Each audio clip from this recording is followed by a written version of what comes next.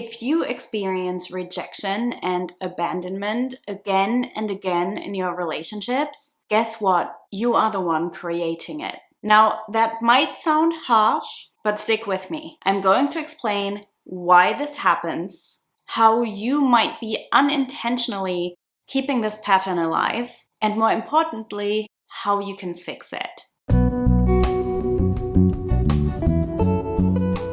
Hello, my loves. Welcome back to my channel, or welcome if you're new here. My name is Lorena. I'm a somatic self-concept and identity coach, and I support you in bridging the gap between who you currently are or perceive yourself as and who you desire to be or become. Let's dive right into what does it mean when I say that you created the rejection or the abandonment that you experience. And let me preface this by saying that I'm not victim blaming here. I'm not saying that every single circumstance you encounter is your fault, and I'm also not saying that you are responsible for another person's actions. If someone doesn't choose you or can't choose you, that doesn't mean that you're not good enough. It doesn't mean that there's something you need to do better or that you need to be better.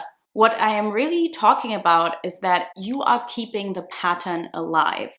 Because what is happening is that rejection, the felt experience of rejection, can really only happen when you are also rejecting a part of yourself. Same with abandonment. You can only really feel the abandonment to such an extent if there's a part of you that feels worthy of being abandoned. If you felt completely whole and completely worthy, another person might still show up in a disrespectful way or simply not want you, but it's not going to impact you emotionally in the same way. If you are already holding a belief, consciously or unconsciously, that you're not worthy of love or that you'll always be abandoned, it becomes the lens through which you see every single one of your experiences. The rejection or abandonment you keep experiencing, that's not random. It's based on your expectations and your emotional reaction. Now let's dive deeper into this concept of self-rejection or self-abandonment, which is really the root or the source for the rejection and abandonment you experience externally. As I said, you can only really be rejected or abandoned if you are rejecting yourself or abandoning yourself, or at least a part of yourself. Therefore, all rejection and all abandonment that impacts you deeply is essentially also self-rejection and self-abandonment. And as you're sitting with this, let me know in the comments, are you rejecting or abandoning yourself in some way? Are you consciously or unconsciously making someone else rejecting you or leaving you mean that you must be worthy of that experience somehow? Because this can happen when you don't believe that you're good enough. And that belief then shapes how you treat yourself. It impacts your self-concept and it impacts how you show up around other people. Whether you realize it or not, you will abandon parts of yourself that you deem unworthy. And that then perpetuates this cycle. And I'll share more about why you might keep attracting emotionally unavailable partners later in the video, because this plays into the pattern often too. But this self-rejection, this self-abandonment speaks to an inner fragmentation. You're essentially dealing with parts of yourself that oppose the very beliefs that you want to have. What I do with my clients in Recreate Yourself is to integrate these parts back into their psyche, the parts that they've rejected or abandoned over the years. And this is really deep work because it's also important to acknowledge that these parts that you reject or abandon, they are often completely unconscious. They live in your shadow, so you don't even know about it consciously. If you want to learn more about the subconscious and working with your shadow, I have a free masterclass replay linked below. It's called Beneath the Surface, and it dives into how to work with your ego, how to work with your shadow, what it really means to reprogram your subconscious, and so much more. So go and check it out.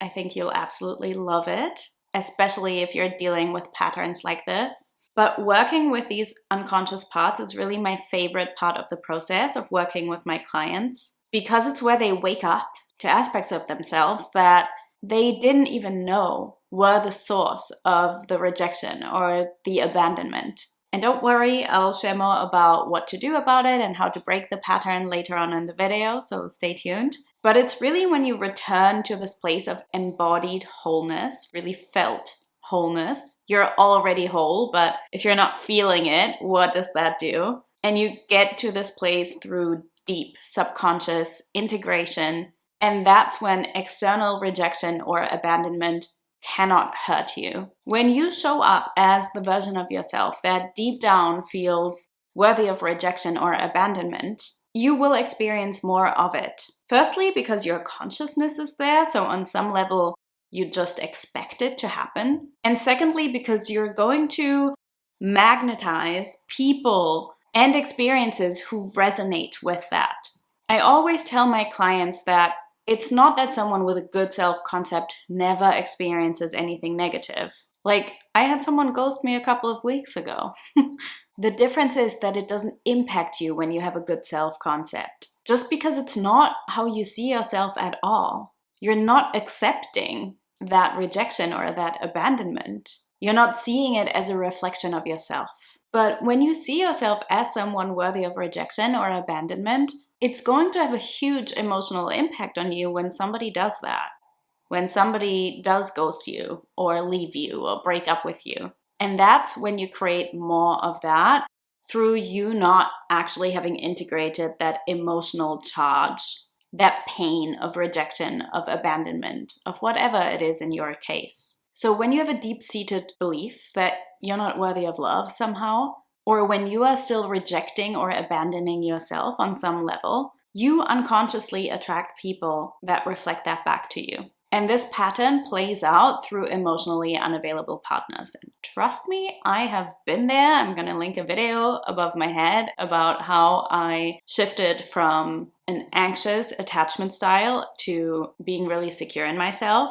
And you may even have heard that statement that you will keep attracting emotionally unavailable partners if you are emotionally unavailable yourself. This is the same thing. It's always a mirror.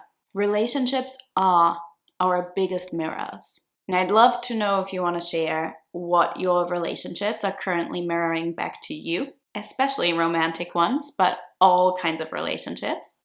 Share it in the comments. And I'll share with you in a minute about a client who had this exact same pattern and how we broke through it through shifting her self-concept. But first, let's talk about how to stop feeling rejected or abandoned. Now, let me preface this by saying that it is normal to fear rejection or abandonment, because think about it from an evolutionary perspective. For early humans living in tribes, if you were rejected, if you were abandoned, if you were exiled from that tribe, you would die. You wouldn't survive in isolation. And we still have that inside of us. It's a very real fear or fight for survival. Fearing rejection or abandonment is essentially just a survival response. But nowadays, these mechanisms are often out of balance. So it's really your responsibility to do the work to heal it in a way where it doesn't harm your experience, it doesn't harm your relationships, it doesn't harm your self-concept or your future. So how do we stop it? How do we stop feeling rejected or abandoned? How do we stop that experience? Now, when we're talking about a pattern here, we need to do the subconscious work to integrate and heal these patterns. We need to get to know the source of the rejection, of the abandonment on a felt level. It doesn't have to be a conscious, thought-based level, and we need to work with it. We also need to get you to heal and integrate the parts of you that fear judgment and that take things personally. You basically have to stop taking rejection and abandonment personally, which I know is easier said than done. This too requires integration and often some really deep emotional work, depending on your story, depending on your trauma, depending on your patterns. And when you shift your self-concept in an embodied and emotionally integrated way, these emotional charges will naturally stop leading the way for you. Because right now, they're in charge. If rejection and abandonment is a continuous experience for you and it has a big impact on you, that means they're in charge. We also need to rewire your nervous system so that you can create safety within you. Now, this goes a step beyond regulation, which is also important. I have a video on this too. But rejection and abandonment feel so jarring because they don't feel safe, right? Like I said, it's a survival response. They feel like a threat to your life when they are not a threat. Not anymore. So rewiring your nervous system is key here, because when you do this, your automatic responses, your automatic reactions to rejection or to abandonment will change. And when you stop reacting the same way without having to force yourself to do so, but when that's your natural state of being, that's when these patterns will change too. Like, my patterns have completely changed. As I said, that doesn't mean that I never experience anything negative ever again. Of course not. We're human, but it's not a common experience for me anymore. One of my clients had a very specific pattern when she came to work with me. She would always start a relationship and it would last 3 months, and like clockwork, after that 3-month mark, they would abandon her, reject her, leave her, break up with her, maybe even ghost her every time. So of course, because it was happening so often, she was kind of expecting it at some point. It's what your subconscious does. It will expect it because that's preparation for that scenario that you're used to. But she was sick and tired of it. And she had been trying to change it. She had been doing all these practices for years. She'd gotten some coaching from a dating coach. She'd read a bunch of self-help and self-development books. She'd been in therapy for nearly a decade, but she was still coming up against the same patterns. And honestly, when she came to me and wanted to join Recreate Yourself, she was desperate, but still empowered in a way. She was very determined, but I could tell it was her last-ditch attempt. She was like, I've tried everything. I don't know what to do anymore. And at the time that she joined the program, she was actually dating someone as well. And they had been dating for 2 months by that point. So that 3-month mark was just around the corner, right? That magical 3-month mark after which her relationships would usually end. So she was afraid of that, naturally. But she fully committed, and we did some really profound work in Recreate Yourself to rewire her nervous system and really dive into her subconscious, into her patterns, heal her fear of abandonment and rejection. And we built a lot of self-trust and safety within her. I would say that part created a really big shift in her self-concept at the time. And by the end of it, she didn't even need that person to choose her anymore. She had transformed her self-concept and the way she saw herself so much, and she'd become so confident that she didn't even really mind if the pattern were to repeat. She would have been completely okay with that person rejecting her, ghosting her, abandoning her again, like it used to be the case for her. And that was an embodied feeling. And this change within her, this change in her reaction, that ensured that the pattern didn't even play out anymore, because she made it past that 3-month mark and she's now married to that person. That's how powerful this work is. That's what can happen when you heal and integrate the parts of you that you normally reject or abandon. So you're not actually being rejected, even if it feels that way. Your subconscious just recreates that experience because there are still these wounds alive that aren't healed. And when you heal them, when you heal your trauma, and when you transform your self-concept on a really deep level and embodied level, that experience will end. When you stop rejecting and abandoning yourself, the world will stop rejecting and abandoning you too. And of course, it's not enough to just know this. You also have to take action on what you learn. You have to actually do the work to heal it.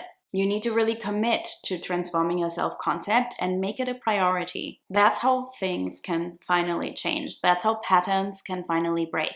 You can heal this pattern, but you need to be willing to make some radical changes. So let's break this cycle. And next week, we have a very interesting topic, which is all about AI and your self-concept. Bit of a future-focused topic. So I'll see you next week.